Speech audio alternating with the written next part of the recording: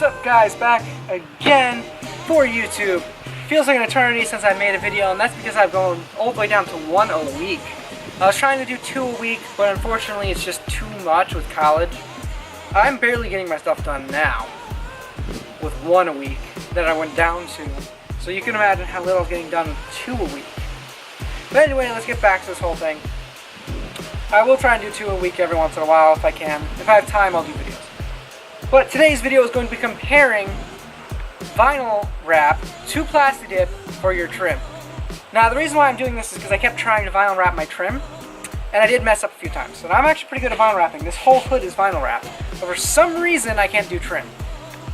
I think it's also because I was doing it while it's hot out and in the sun, which you're not supposed to do. Those may be issues.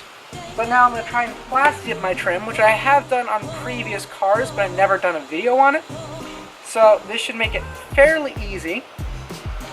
But we'll see how much I fuck up, because I guarantee I'm going to. But the first thing we're going to do is we're going to clean up the trim. So right here I have Vivid's vinyl wrap pre-clean.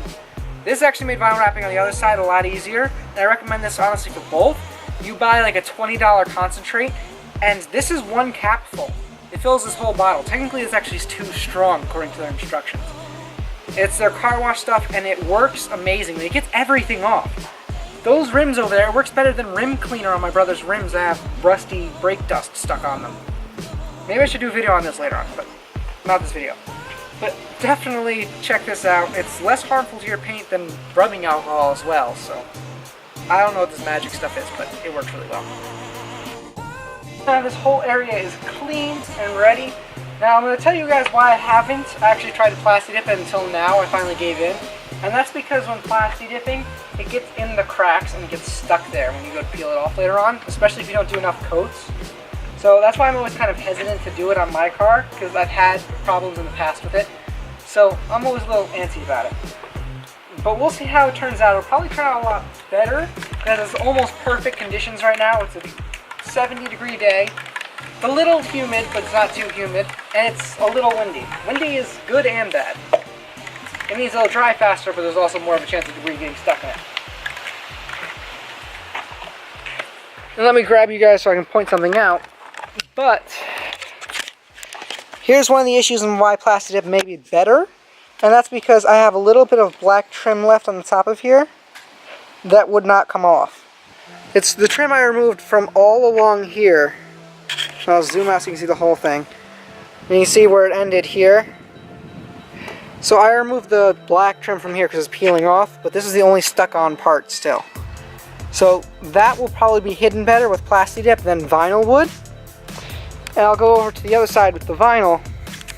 And I actually didn't do that part on the other side yet because I got it mostly trimmed off here, but I didn't actually do that. You can see how perfectly smooth the vinyl is. So this is matte black on the top. Then I tried gloss black here, because I was just testing vinyl colors too. Gloss black with the stock rubber here. And then I did matte black again here. Then we have gloss black here again, and then satin black on this end, because I didn't have a lot of satin. I am personally a very huge fan of the satin color, but I also do like the matte. I really don't like the gloss, because the car's already gloss, and then you're putting more gloss on gloss, and it just doesn't make sense. And then here's the original chrome. So now I'm just going to go on the other side. We're going to start spraying and get the trim blacked out. Alright, so the first coat is done. I'm going to explain myself. You'll be like, Jake, you didn't mask anything off, like at all. That's because I'm using the no fucks given method, where I just kind of spray it. Because it is peelable, so I can just peel it off later on, and it ends up giving you those really nice crisp edges. But it does leave a lot of overspray that you have to scrub off with the microfiber before it gets too old, otherwise it won't scrub off very easily. There's your information. If you want to do it a little easier, you can do an overspray mask, where you mask a distance away the trim, and then you just put a giant masking so no overspray gets on the car, and then you just have like the thickness of it right near it, but I'm too lazy to do that.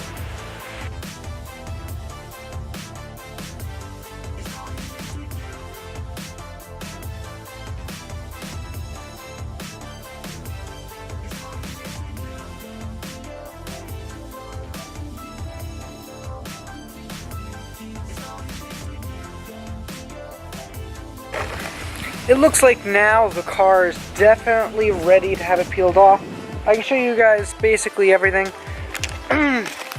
So getting it off the window is going to be a pain, and I know it doesn't look that bad from here, but if I just open the door and then try and look through it, yeah, now it looks worse. It's all removable though. I'm just dreading removing it because sometimes it doesn't come off easily, other times it's like butter, but it is like one of the most satisfying things to remove. It just takes an eternity. And you can see I've got it all oversprayed over here.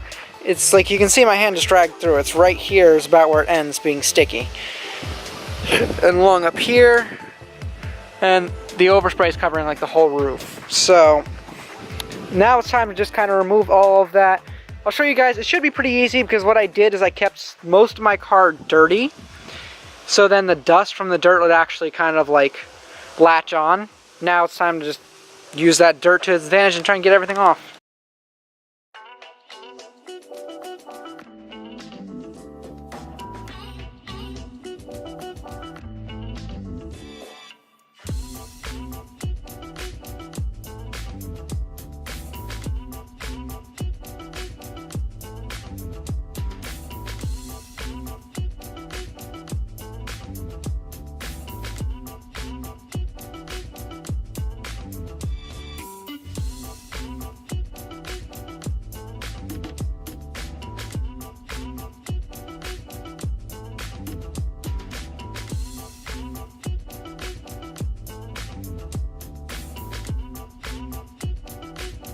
So, after all of that plasti dipping work, we are at the same exact point on the vinyl wrapping side as we are on the plasti dipping side. I cleaned everything off, and the same spot where I didn't vinyl wrap apparently wanted to rip, so I had to peel the whole thing off.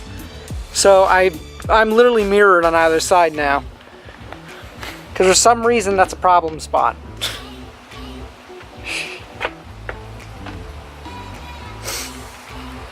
One thing I have to note though is, yes, the vinyl wrap is much more durable once it's on, and it also looks nicer. The Plasti Dip on the other side didn't turn out as well. The Plasti Dip's not very strong. You see there's a little chrome showing here. It needs to cure a little more before it gets full strength, but it's being a pain in the ass. That, and this is what I was talking about, it being everywhere. Like, it's all in here.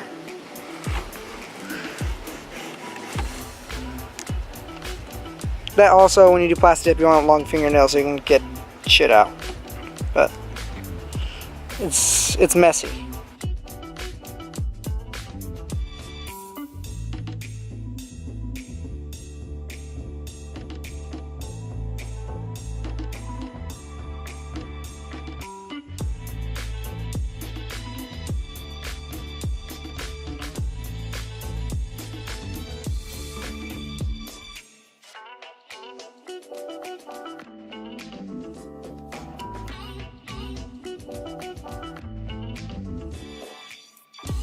Alright, so I finally got it done for the most part. It needs to cure obviously before I mess with the Plasti Dip too much or it'll tear again, and then I'll have to redo the whole thing, which I don't want to redo the whole thing. So I'll show you guys the finished product up close. This is where vinyl really shines, is up close. Up close the vinyls definitely look always better, 100%. From a distance the Plasti Dip's kind of like your cheaper DIY way of doing it. Just because it's far cheaper, it's easier for someone who's not experienced with vinyl. What I've learned is vinyl is actually a lot easier for me, but for the normal person, Plasti Dip will be easier.